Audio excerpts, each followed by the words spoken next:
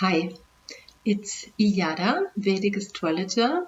The moon is waxing and we will have a beautiful full moon on Thursday, January 25th, which is the maximum expression of the lunar cycle that started 2 weeks ago with a powerful new moon in sidereal Sagittarius on the 11th of January. I posted an article on my Facebook page about the importance of that new moon and the exciting lunar cycle we find ourselves in. We started certainly a new chapter in our evolution and life path because a tremendous amount of stuck energy became suddenly unleashed that wants to move forward powerfully and in a clear direction. We have no longer any excuses for resisting the necessary change, for delaying decisions that we want to make or postponing the steps that we must take, especially since January 15th, when the Sun entered sidereal Capricorn and the Vedic world celebrated Makara Sankranti.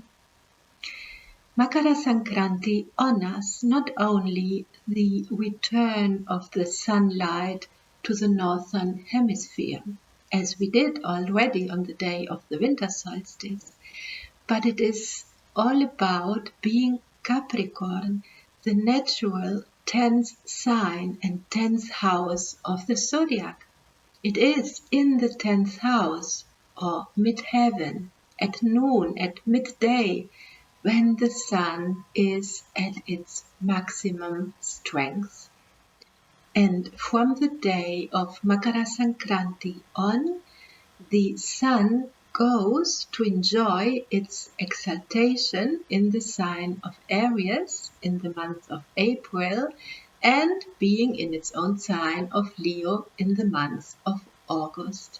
Afterwards, when the sun enters the sign of Virgo, and with the autumn equinox and the sun's ingress into sidereal Libra in the month of October, the power of the sun diminishes again until the winter solstice and the next Makara Sankranti. One solar year here on earth corresponds to one day of the gods. That means that the gods are awake half of our year and asleep in the other half. That is the reason why Diwali, the festival of lights, and Navaratri, the 9 nights of invoking the power of the goddess, are always celebrated during the dark months, when the sun has less power and the gods are asleep, are not as available as during the months of more light. We try to awake them, to invoke them. And isn't it interesting that the 10th house or sign of Capricorn that was honored on January 15th as Makara Sankranti has the power of eyesight, of the wide vision, and the strength to perform the wide karmic actions.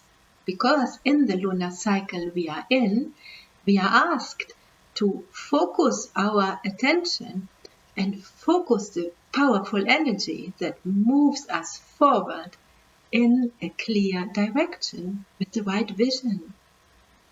We probably all feel that the light dispels in these days our darkness, our sadness or despair. The light brings forth new life, new hope, new ideas. And these new projects, the different attitude or new habits that we are perhaps embracing, need certainly nourishment. They need to be sustained so that they can grow and flower. and the full moon of January 25th in the heart of sidereal Cancer, opposite the Sun in Capricorn, is all about that required nourishment. The moon shines in its full splendor in its own sign and envelopes us all in a very gentle, sweet, motherly and nourishing energy. The soft and very feminine energy of the moon and the sign of Cancer blends with the spiritual frequency of Brihaspati, the guru of the gods, who dwells in the lunar mansion of Pushya, where the full moon falls in the sky. Brihaspati nurtures us with his timeless wisdom and showers us with the grace of higher understanding, if we take the time and the space to feel and listen within. That means that with this full moon, we are invited to go within, to get in touch with the more subtle layers of who we are. We can feel into our heart to find out what in life is really precious to us, what is worth nurturing and protecting. These are days for cultivating a more heart-centered approach to life and ourselves, and for developing a deeper connection with our soul and nurture our innermost self with love. It is a great time for loving self-care and healing old wounds, for feeling into our emotional body and let go of hard feelings, resentment, harsh judgments, high expectations, and too much pressure. Saturn is a ruling planet of Pushya, and Saturn looks at the full moon, indicating that we need to address the rejected parts of ourselves, uncomfortable emotions, old wounds, and heal it all with love. It is known that a chemical process related to our thoughts takes place in our body, which means that there is a physical response to our thought process. When we hear bad news, we may experience a sense of heartbreak or feel sickness in the stomach, and stressful or toxic thinking over a large period of time can cause a variety of diseases. It is therefore important that we embrace ourselves the way we are, with acceptance, kindness, and forgiveness. That we think positive thoughts and create a beneficial environment.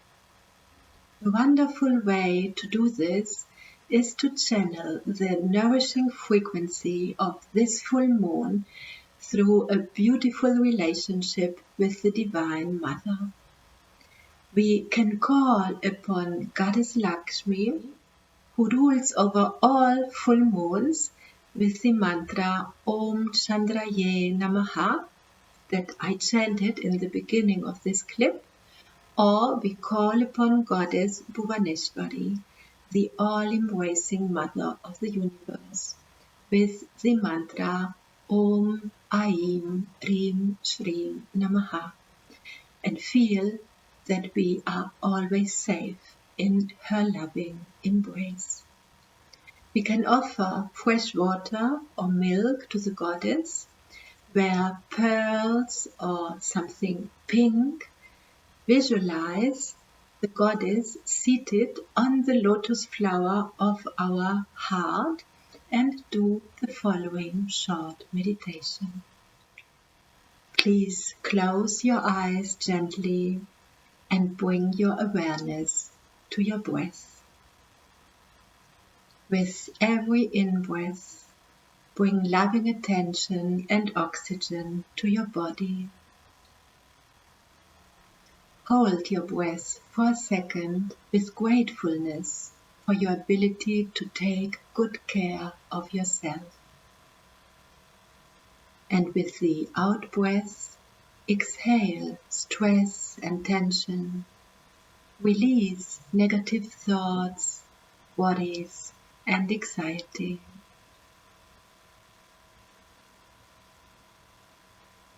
Continue doing this for a few minutes while your nervous system shifts. Take in the textures. Imagine now a beautiful location in nature, in any place that resonates with you.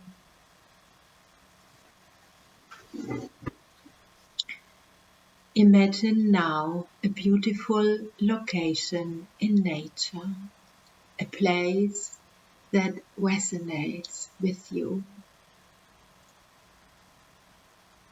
Scan the landscape, observe the colors, take in the textures, the sounds, the smell,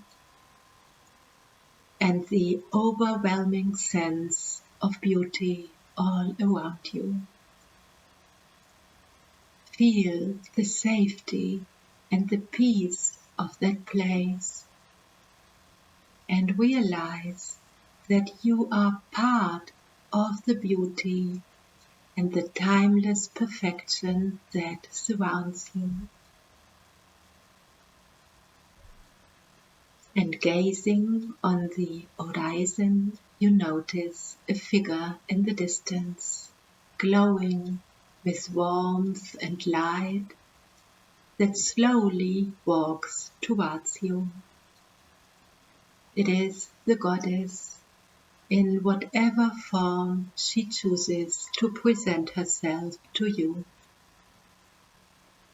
An enchanted feeling passes through your whole body when you sink in her open arms and her loving embrace. You feel calm and soft and light, with an immense sense of love and open-heartedness. And you know that a deep healing is taking place.